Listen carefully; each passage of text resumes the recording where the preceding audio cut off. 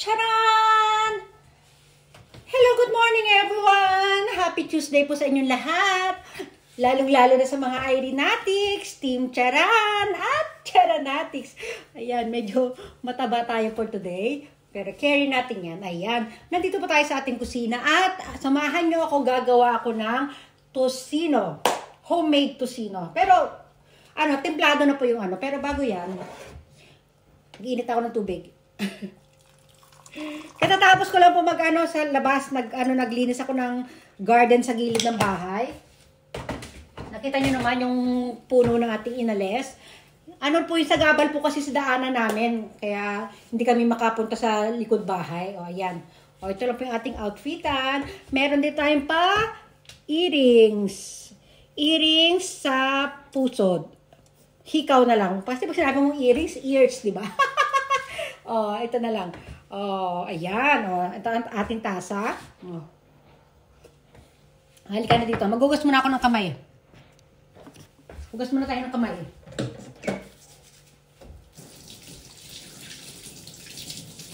Ayan. Gawa na yung powder ng tocino natin. Wait nga. Ito, may design to eh. Yung damit ko. Ayan, oh. Hindi ko na makita. Ayan. Ganyan na lang natin siya. Meron yan ditong kabitan ng Ewan ko kung nasa na siya. Ayan! Ayan, dito yan, oh.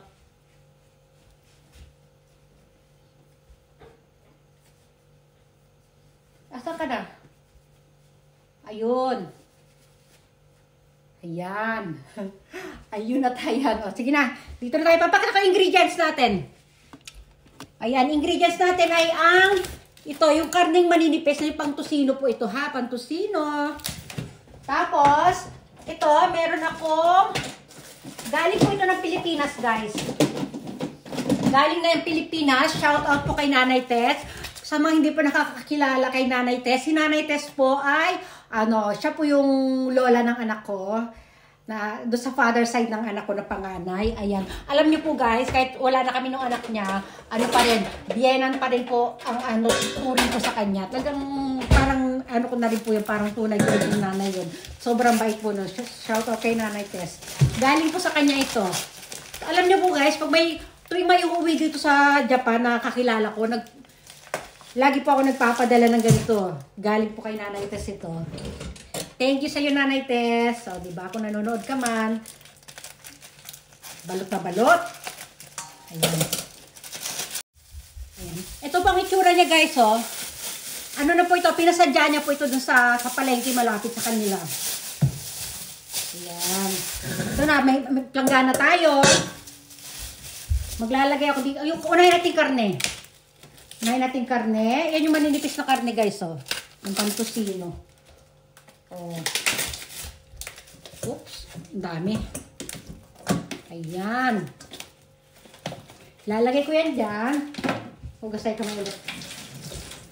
Tapos lalagyan ko na po ng tocino mix. Ang dami nito. Siguro nasa po to guys. Ilan ba to? 2 kilo ba to? 2 kilo yata to.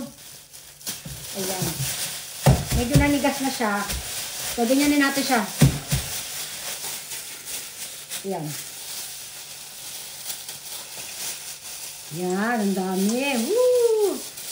Ayan, tapos mimix lang naman natin to guys, di ba? Mix natin. Parang minarinate natin siya dun sa asukal ng pang-tocino. Dagdagan pa natin guys. Sandukin ko na nga. Nahihirapan ako eh.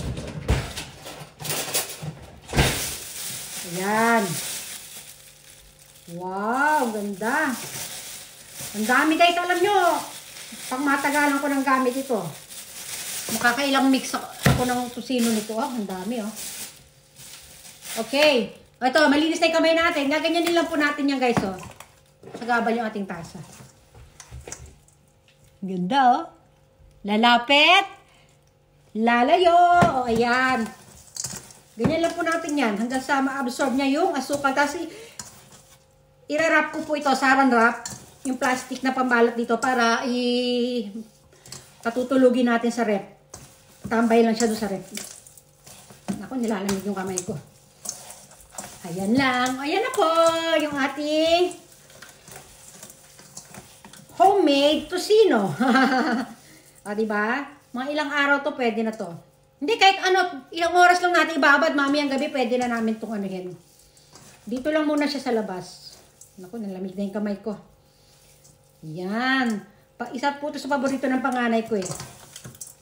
At kumakain din ito yung asawa ko po. Yan. O, diba? Ang lamig kasi nung karne. Ang sakit sa kamay. Dadagdagan ko po siya ng asukal. Yan.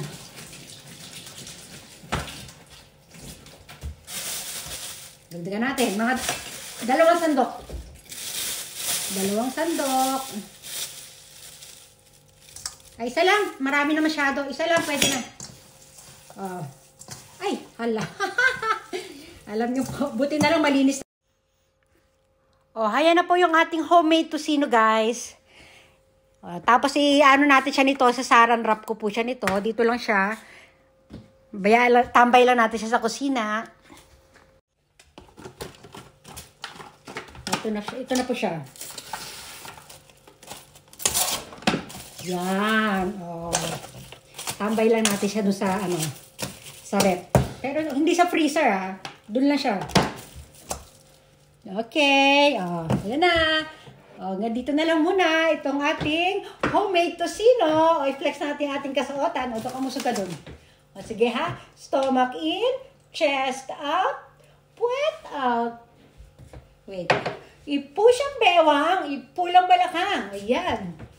Flex, flex, flex. O, diba? Laging masigla sa umaga. Bye, everyone. Ay, mag-ano naman ako. Magpiprito ako ng aming, ulam sa tanghali.